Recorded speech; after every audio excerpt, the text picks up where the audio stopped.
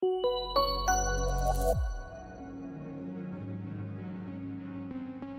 name is Dr. Carrington Falk, and today I want to talk to you about good ideas, great ideas, and also God ideas. And I want to talk about the differences between all three, especially in education. We talk about education, but these are things that you could use in your own lives, right? I know I use it in my own life. So before we get any deeper, let's take a step back and just talk about the value of ideas in education, because someone could say, hey, forget all the ideas, let's keep everything the same. But that's exactly what I'm here to battle against, right? Is just keeping it the same, not asking any questions.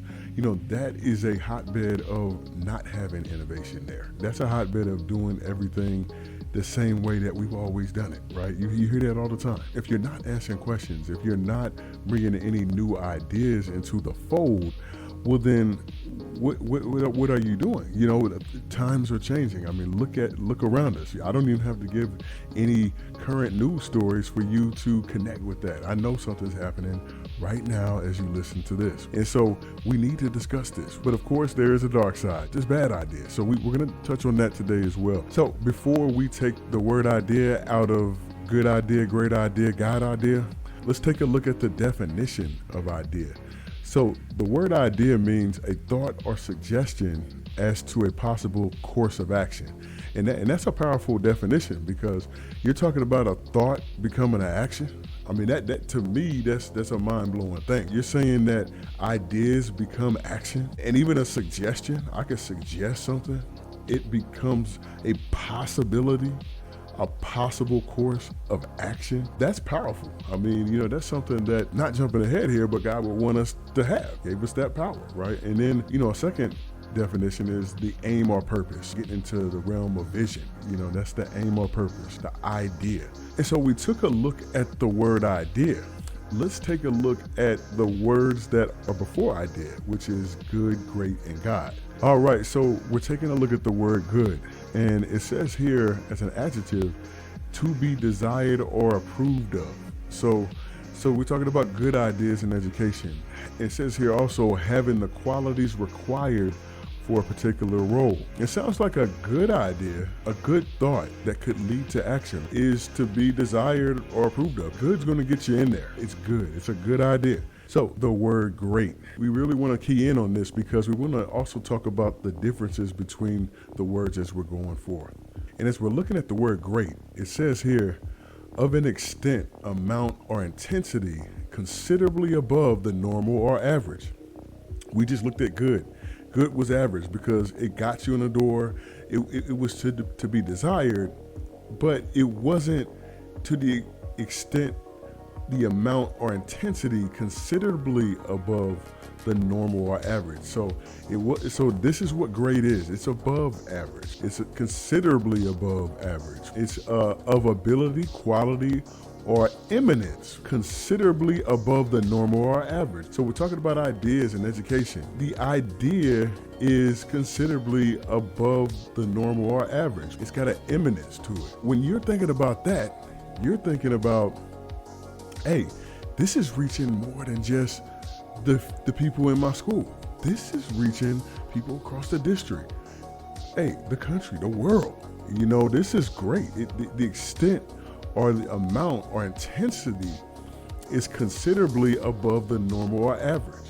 If something is great, it's literally going to distinguish itself. It's literally going to distinguish itself. That idea that you have for your classroom, your school, your community, your district, that idea is going to distinguish itself if it's great, right? And we're talking about good ideas, great ideas, and we're going to talk about a God idea. But we want to know that, hey, there's a step up here from good to great. It's considerable. So before we went into what a God idea is, let's talk a little bit about who God is. So we're talking about God. God is the supreme or ultimate reality, such as being perfect in power, wisdom, and goodness, who is worshipped in many different religions as creator and ruler of the universe. And so you're thinking about someone who's looked at as perfect in power. We're talking about perfect.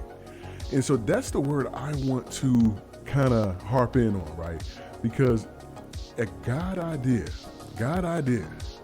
is going to be perfect. And what I mean by that is that we didn't create the idea. God gave us the wisdom and knowledge to impart that idea.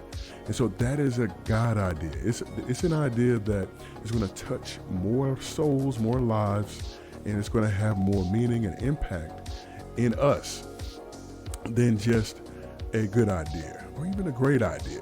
This is a God idea from the one who is the supreme or ultimate reality, perfect in power, wisdom and goodness, who is worshiped as creator and ruler of the universe, right? And so if you look at it as that, let's go and look also at a verse. So we're looking at Proverbs 3:5-6, and it states, "Trust in the Lord with all your heart and lean not on your own understanding. In all your ways submit to him, and he will make your path straight." If we're leaning on God's understanding, who is perfect in power, perfect in wisdom, perfect in understanding, right? And so if we can trust the Lord with all our heart, right? So when God gives us these ideas, these are God ideas. And so we have to trust it and lean not on our own understanding, because we can understand an idea as a great idea or a good idea or a bad idea, which we're going to talk about in a second, a bad idea. But if the Lord's imparted it to us, it is a God idea. Look, an idea could sound like it's something that we shouldn't even be doing, and it still be a God idea. And this is something that you have to be on that walk to be able to truly get. And you can see it in your own life. Look at those things that were good ideas, great ideas, and God ideas. Look at that God idea. And so when you're looking at the difference between each idea, you start to see the differences between them. In education, we're talking about interactions and opportunities that happen while in this industry. The God ideas, they are inspired by divine wisdom, and they're going to lead you on a path to purpose. And that's what I want to get to today, that idea, because that idea is a thought that's leading to action, and it needs to align with purpose. It's those God ideas that are really, really impactful and profound and lead us and our communities all towards the path to innovation. So lastly, just want to touch on bad ideas, as I think we all know what a bad idea is in education. We can see it face to face a lot of days as we're going into our buildings and our schools across the country. It's very important that we be able to recognize that too, because if you are always looking for the good or the bad, right, you're not going to get the other side, right? So this is the other side. We want to just define those characteristics of bad ideas. These characteristics are a few. Here's the first one. A bad idea is going to be bad for many people. If your idea is literally seeing test scores go down, your idea is leading students not to come into school, they're not engaged, they're not locked in, right? That is going to be something that's a bad idea. It's also a bad idea if it's leading to more discipline problems in your classroom or discipline problems in your school. So it's very important to stay away from these bad ideas that could hurt people, could cause people to get hurt, cause safety concerns. Literally, some time ago, I survived a school shooting. And if you rewind back the tape, you can literally see the points where, it was a bad idea for this to happen or not happen. These are ideas that lead us down a path where we have confusion, no understanding. It's not the reality that we all want to live in. It's something that is contradictory to our values, our value system, right? You can know it's a bad idea when it's against your value system. You've had these values for years. You've been using these principles that you know to be true for years, and it contradicts it. It's a contradiction. It's ineffective. These are words, right? But they're powerful because we've seen it. We've seen things be ineffective. And I don't want to give any specific examples, but we've seen ideas being used in education today that are literally affecting students. And if you're affecting students, you're going to be affecting families, parents, and generations of students that come after. And so you're seeing the system be affected by ideas that are leading a district down. So this is what a bad idea is, what it leads to. And trust me, no one wants a bad idea, but sometimes you just can't see it. You can't see that the idea is bad. And sometimes you can't see the idea is good. I've been places where they've been down on stuff that they're doing, and I'm looking at it, I'm like, guys, y'all are actually doing a lot better than you think you're doing. You're literally doing a lot better than you think you're doing. So there's two sides of this when you're thinking about this. All right, so what are the implications for educators?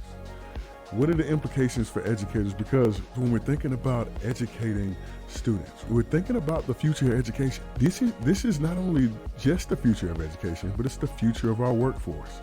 We're looking at a workforce that literally has AI, robots, machines, autonomous technologies taking jobs away. So we have to prepare for it. So there are implications for educators. As a creative educational leader, you need to be able to ask the right questions that lead to innovation, because we have to go with the change that's happening right now. Not only go with it, we have to lead it.